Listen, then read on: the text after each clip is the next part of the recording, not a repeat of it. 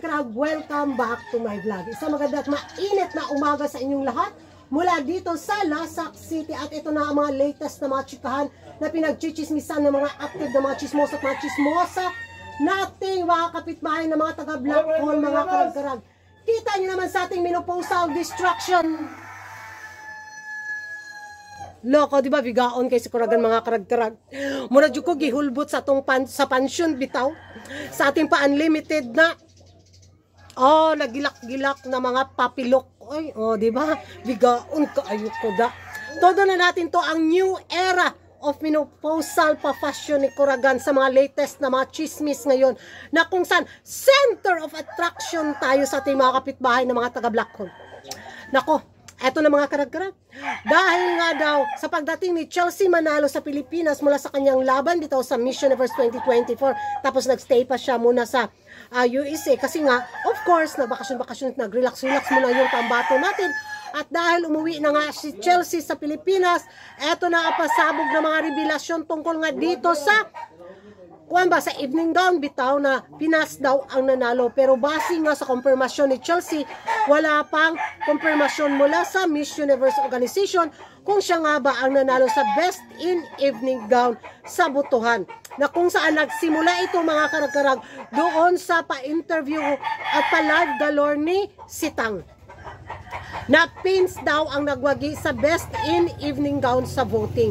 Kaya kumalat ang chismis na yon sa mga social media pages. Kumalat ang balita na yon mga karag-karag mula din sa mga Thai beauty pageant pages kasi sila naman yung nakakaintindi sa kanilang lingwahe, di ba? O sila yung nag-translate. O sino yung kumuda na una. Hindi sila din. So nabalitaan natin mga taga-pins.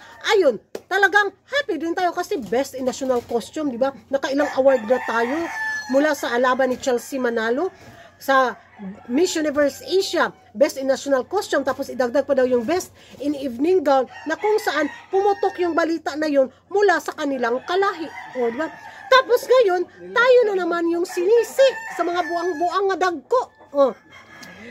Kasi daw, masyado daw tayong uhaw halos sa lahat ng award. Kulang na lang daw ang kinin at i-claim natin yung Miss Universe crown.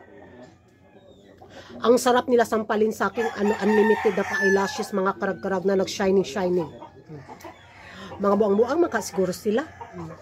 Sila man yung napakalat ng balita na yun. Tapos bakit isisi sa atin? Kasi base sa post ng Thai beauty pageant pages na i-wait lang daw yung confirmation, di ba? Wait for the announcement. So wala pa namang announcement, kaya ako, hindi ko rin siya binalita mga karag-karag, hindi ko rin siya chinismis sa inyo kasi naghintay din ako ng official announcement sa Miss Universe Organization. At dahil nga dito sa pag-uwi ni Chelsea sa pins na kung saan kinyumpirma pa niya na wala pa talaga, so ayun, tayo na naman ang pinutakte. Tayo na naman ang bida. Tayo na naman ang kontrabida pala. Sa kanilang mga bitaw chismisan. Pins is always want validation daw. Pins is always a recognition daw. Pins is always pins daw. Hindi ba daw tayo napapagod sa kakaangkin-angkin ng mga pa-award? Kulang pa ba daw yung Best in Evening National Costume at Miss Universe Asia? Hakutin na lang daw lahat ng pins para daw tahimik na daw tayo. Nakakahiya daw dahil inangkin daw natin yung Best in Evening Gown, gayong wala naman daw announcement. Mga pangalho yung dagko, makabuskad, makakuang yun sila sa ilong ni Kuragan Poryagaba, mga karag-karag. Nanggagalaiti ako sa kanila, nanggigigilak. Kaya na pa silver lining din itong minupusal ko for today's vlog, mga karag-karag. Kulang sila ng kumikinang na mindset bitaw. Sila yung nagbalita, tapos sa atin isisi. Utok pala! Grabe talaga yung stress galore nila sa atin, mga karag-karag. Dahil din ngayon sa revelasyon ni Chelsea Manalo, tungkol nga dito sa Best in Evening Gown, ay nako, wala na, kumukulo na naman yung mga hemoglobin ng kanilang mga hormone for today's vlog. So, ewan ko sa kanila, asikasuhin na lang nila yung kababayan nilang si Sitang. Diba? Kung ano-ano na lang yung pinagagawa sa social media.